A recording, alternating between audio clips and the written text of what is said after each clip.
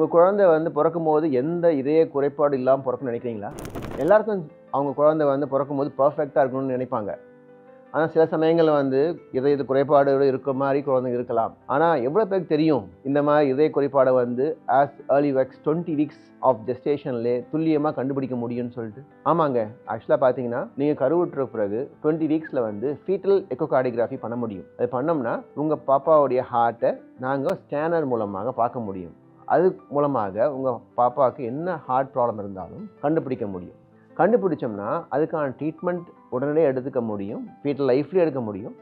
இல்லை பிறந்த பிறகு கூட டக்குன்னு சர்ஜரி பண்ண முடியும். சில காம்ப்ளெக்ஸ் ஹார்ட் டிசீஸை வந்து நம்ம கண்டுபிடிச்சோம்னா அதுக்கான தீர்வையும் காண முடியும். ஸோ உங்களுக்கு எல்லாத்துக்கும் ஒரு பர்ஃபெக்ட் பாப்பா வேணும்னு ஆசைப்படுறாங்க. ஆனால் இந்த ஃபீட்டல் எக்கோன்றது ரொம்ப காமனாக அவைலபிள் இருக்குது. அதுக்கு ஃபீட்டல் எக்கோகார்டியோகிராஃபி தேவை. எங்களை மாதிரி பீடியாட்ரிக் கார்டியாலஜிஸ்ட் வந்து அந்த ஃபீட்டல் எக்கோ பார்த்தோம்னா நம்ம அந்த ஹார்ட்டில் என்ன பிரச்சனை கண்டுபிடிச்சி அதுக்கான தீர்வை நம்ம எடுத்துக்கலாம்.